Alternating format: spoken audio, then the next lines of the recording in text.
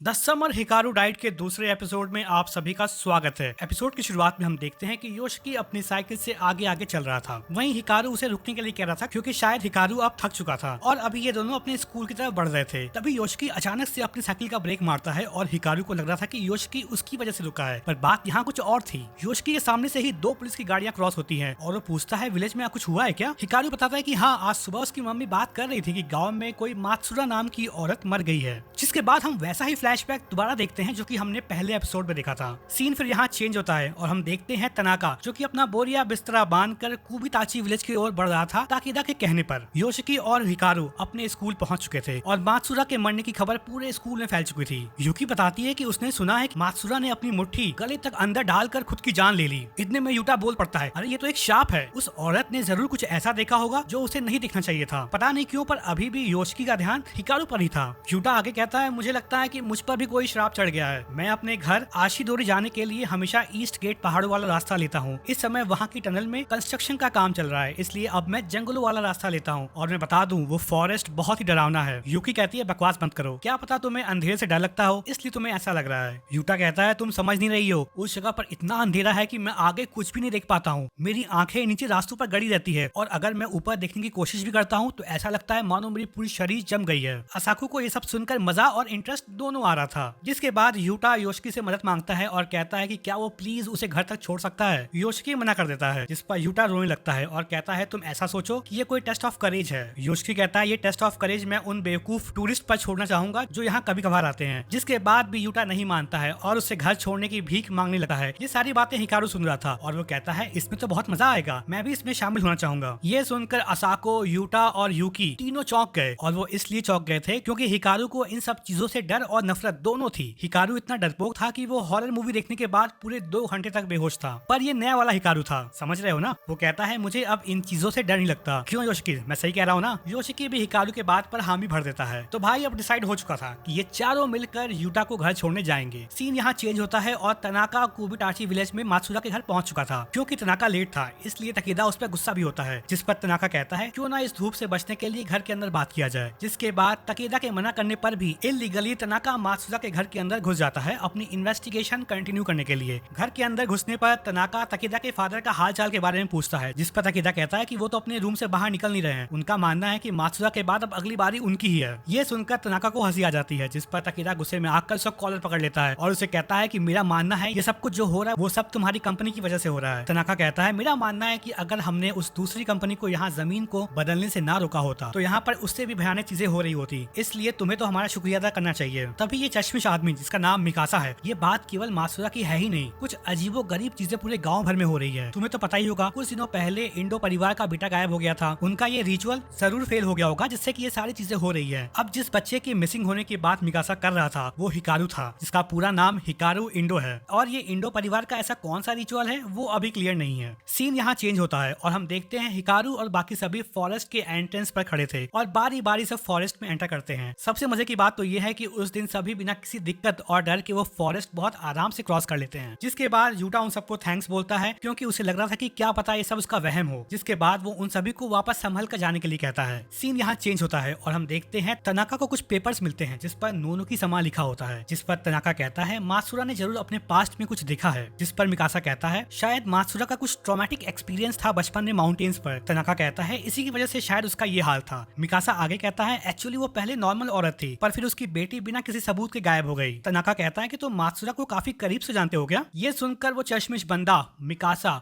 और तकेदा दोनों के पसीने छूटने लगते हैं। जिसके बाद तनाका कहता है कि उस माउंटेन पर जो भी चीज है उससे मात्सुरा बहुत ज्यादा डरती थी और जितना ही वो डरती थी उतना ही वो चीज उसकी तरफ अट्रैक्ट हो रही थी। जिसके बाद हम देखते हैं हिकारू और बाकी सभी वापस ट्रैकिंग करते हुए फॉरेस्ट से लौट रहे थे। तभी योशिकी कुछ नोटिस करता है जो कि उसे पहले तो जिगजैग पैटर्न जैसा लग रहा था, पर फिर वो चीज धीरे धीरे उसकी तरफ बढ़ रही थी। इतने में ही हिकारू से आवाज देता है और कहता है, तुमने उसे देख लिया ना, ये अच्छा नहीं हुआ, अब वो तुम्हें फॉलो कर रहा है। जिसके बाद फिर हिकारू योशिकी को अपने पास बुलाता है और फिर हम देखते हैं एकदम जोर का, जैसे गोली चलती है ना वैसी आवाज आती है और फिर हम देखते हैं कि हिकारू के नाक से खून निकल रहा था। सीन यहाँ दोबारा चेंज होता है। तनाका और बाकी सभी उस चश्मिश मिकासा के घर पहुंच जाते हैं और वो मिकासा के घर इसलिए आए थे क्योंकि तनाका समझ गया था कि सिचुएशन बहुत गंभीर है, इसलिए उन्हें कोई सेफ जगह चाहिए थी रुकने के लिए। तनाका ने मिकासा के घर के चारों तरफ एक बैरियर बना दिया था। तनाका बताता है कि वो आज सुबह उस माउंटेन पर गया था और वहाँ उसे बैग मिला। असल में ये बैग हिकारू के फादर कोही का था जो कि क्योंकि शायद हिकारू अपने साथ माउंटेन पर ले गया था और उस बैग में किसी इंसान का सर था, जो कि आत्माओं को खुद से दूर रखने का एक बहुत इफेक्टिव तरीका है। उस बैग में सर को देखकर पहले तनाका को लग रहा था कि शायद इसी वजह से माउंटेन पर से उस चीज को दूर भगाया गया है, पर फिर उसे यह भी लग रहा था कि केवल सर का यूज करके माउंटेन की इम्प्योरिटी को दूर करना पॉसिबल नहीं है। और फिर जो भी चीज मात्सुजा के साथ हुई उससे तनाका को यही लग रहा था कि अब वो चीज माउंटेन पर से उतर कर नीचे आ गई है और उसे कोई तरीका मिल गया है जिससे वो उनके बीच छुप कर घात लगाए बैठा है। सीन यहाँ चेंज होता है और जो गन शॉट जैसी आवाज हमने पहले जंगल में सुनी थी उसकी आवाज सुनकर असाकी और यूकी दोनों भागने लगती हैं। हिकारू बेहोश हो गया था, जिसके बाद योशिकी उसे उठाता है और होश में लाता है। योशिकी पूछता है तुमने आखिर किया क्या? जो अभी हुआ वो काफी अजीब था। हिकारू कहता है वो चीज तुमसे चिपकना चाह रही थी, इसलिए मैंने उसे क्रश करके खा लिया, ऐसा मानो मैंने उसे निगल लिया है। उसने भी मुझसे लड़ने की कोशिश की जिससे कि मेरे नाक से खून निकलने लगा। और एक बात और योशिकी, तुम अब किसी और चीज को मत देखना, तुम केवल मुझे देखोगे। उस चीज ने तुम्हें इसलिए फॉलो किया क्योंकि तुमने उसे देख लिया था, इसलिए तुम अब से केवल मुझे देखना और केवल मैं तुमसे चिपक सकता हूँ, कोई और नहीं। जिसके बाद हिकारू और योशिकी भी फॉरेस्ट से बाहर निकल आते हैं और फॉरेस्ट के एंट्रेंस पर असाकी और यूकी दोनों उन दोनों का इंतजार कर रही थी। हिकारू बताता है कि वो किसी चीज से टकरा कर गिर गया था जिससे कि उसके नाक से खून निकल रहा है। असाकी नोटिस करती है कि वो डरावनी फीलिंग जो उसे फॉरेस्ट से आ रही थी वो अब जा चुकी थी और ये सब हिकारू बहुत ध्यान से ऑब्जर्व कर रहा था। योशिकी हिकारू से पूछता है तुम श्योर हो ना, तुम्हें कहीं चोट नहीं लगी? जिस पर हिकारू कहता है मुझे तो ये भी नहीं पता कि हर्ट होने पर कैसा फील होता है। जिसके बाद फिर अचानक से हिकारू योशिकी को ऊपर से नीचे पूरा स्कैन करता है और फिर वो मनी मन कहता है मुझे तो इसे अपने साथ ले जाने की जरूरत नहीं है, ये तो वैसे भी मुझसे चिपक कर रहने वाला है, पर मुझे ये ध्यान रखना होगा कि कोई और इसे मुझसे चुरा न ले। जिसके बाद हम एक फ्लैशबैक देखते हैं जहाँ हिकारू के फादर उसे कहते हैं कि अगर तुम्हें कोई लड़की पसंद आ जाए तब तुम्हें जल्द से जल्द उससे शादी कर लेनी चाहिए। हिकारू कहता है क्या होगा अगर मैं ऐसा ना करूं? कोही कहता है उनकी समा उसे घसीट कर माउंटेन में ले जाएंगे, ये एक इंडो फैमिली का रूल है और क्योंकि हमारा उनके साथ एक खास एग्रीमेंट है जिससे कि वो हमारे फैमिली को कभी टच नहीं कर सकते, इसलिए तुम्हारी शादी करने से वो भी सेफ हो जाएगी। और उनकी समा लोगों को इसलिए उठाकर ले जाते हैं क्योंकि वो अकेला महसूस करते हैं। हिकारू के फादर आगे कहते हैं कि मेरे अकॉर्डिंग पर ये सब काल्पनिक बातें होंगी। अगले दिन हम देखते हैं कि जिस रूम में स्पोर्ट्स के सारे सामान रखे जाते हैं उस कमरे में हिकारू और योशिकी प्रेजेंट थे। हिकारू अपनी शर्ट का बटन धीरे धीरे खोल रहा था और ये दोनों इस रूम में इसलिए थे क्योंकि योशिकी को जानना था कि आखिर हिकारू के शरीर के अंदर है क्या। योशिकी ये भी जानने को बहुत उत्सुक था कि आखिर कैसे हिकारू ने उस दिन फॉरेस्ट में उस चीज को निगल लिया, इसलिए हिकारू अपनी शर्ट का बटन खोल रहा था। योशिकी देखता है कि हिकारू के सीने पर एक लंबा कट था और हिकारू उसे अपना हाथ उस कट के जरिए अंदर डालने को कहता है। योशिकी हाथ अंदर भी डालता है पर तभी कुछ उसे अजीब चीजें महसूस होती हैं। हिकारू कहता है और कैसा लग रहा है? योशिकी कहता है कि उसे ये मैरिनेटेड रॉ चिकन जैसा फील हो रहा है। हिकारू कहता है उसे उसके हाथ की गर्माहट अपने अंदर महसूस हो रही है जो कि उसे बहुत अच्छी भी लग रही थी क्योंकि बहुत टाइम बाद उसे खुद के अंदर कोई जिंदा चीज महसूस हो रही थी। जिसके बाद हिकारू योशिकी से उसका हाथ और ऊपर की तरफ बढ़ाने के लिए कहता है और फिर धीरे धीरे योशिकी अपना हाथ ऊपर की तरफ बढ़ाने लगता है और एक पॉइंट पर हिकारू को बहुत मजा आ रहा है, ऐसा लग रहा है मानो कोई मैं मस्त राम की कहानी सुना रहा हूँ। तभी योशिकी को लगता है कि कोई ऐसी चीज है जो उसे अपनी तरफ खींच रही है और तभी फिर वो अपना हाथ बाहर निकाल लेता है। जिसके बाद हिकारू योशिकी के मजे लेता है। क्या हुआ, डर गए? और इन्हीं सब में योशिकी और हिकारू बहुत करीब आ जाते हैं जिस पर योशिकी खुद को उससे दूर करता है और कहता है चलो अपनी शर्ट का बटन लगाओ जंगली आदमी। जिसके बाद हम देखते हैं कि योशिकी एक सुपरमार्केट से कुछ सामान ले रहा था और वहाँ पर एक औरत योशिकी को बहुत ध्यान से देख रही थी। फिर जैसे ही वो अपनी साइकिल की तरफ बढ़ ही रहा था तभी वो सुपरमार्केट वाली औरत उसका हाथ पकड़ लेती है और कहती है रुक जाओ अभी तुरंत, तुम मुसीबत में हो लड़के, तुम किसी खतरनाक चीज के बहुत करीब जाते जा रहे हो, इसलिए अभी तुरंत तुम उससे दूर हो जाओ वरना तुम इन सब में फंस जाओगे। वो लेडी आगे कहती है मुझे समझाना थोड़ा मुश्किल है ये सब, पर अगर तुम इन सब में और फंसे तब तुम इंसान नहीं रह जाओगे। योशिकी कहता है आप हो कौन? वो लेडी कहती है डरने की बात नहीं है, मैं तो एक हाउस वाइफ हूँ जो यहाँ से गुजर रही थी, मैं ऐसी चीजें देख सकती हूँ जो बाकी लोग नहीं देख सकते और मैं कोई झूठ नहीं बोल रही हूँ। तुम्हें तो उन माउंटेन पर जो फॉरबिडन एरिया है उसके बारे में पता ही होगा, अभी कुछ दिनों पहले तक मुझे वहाँ से बहुत खतरनाक हवा निकलती हुई महसूस हो रही थी। योशिकी सोचने लगता है कि ये तो वही माउंटेन है जहाँ पर हिकारू गायब हुआ था। जिसके बाद वो लेडी आगे कहती है पर वो डरावनी हवा का मुझे महसूस होना अचानक से बंद हो गया, मैं कब से सोच रही हूँ कि वो आखिर चीज गायब कहाँ हो गई। मुझे ये तो नहीं पता कि क्या हुआ, पर उस डरावनी फीलिंग के अचानक गायब होने से मेरी जान निकली जा रही थी। मुझे लगता है कि वो अब चीज तुम्हारे साथ है, क्यों मैं सही कह रही हूँ ना? योशिकी घबराते हुए कहता है क्यों, आपको ऐसा क्यों लग रहा है, आपको कुछ पता है क्या? वो औरत कहती है मुझे कुछ पता नहीं है, पर मैं इतना तो जरूर जानती हूँ कि तुम ऐसे नहीं चल सकते, तुम्हारे जरूर कुछ अपने रीजन होंगे जिसकी वजह से तुम ऐसा कर रहे हो, पर अगर तुम्हें कभी भी बात करने का मन हो तो मुझे कॉल करना। उस लेडी का नाम रे था और योशिकी भी बेड पर पड़े पड़े सोच रहा था कि वो रे को मैसेज करे या नहीं। अंत में डिसाइड करता है कि वो कॉल नहीं करेगा। यहीं पर एपिसोड 2 समाप्त। अगर वीडियो अच्छी लगी हो तो लाइक करो, शेयर करो, सब्सक्राइब करो।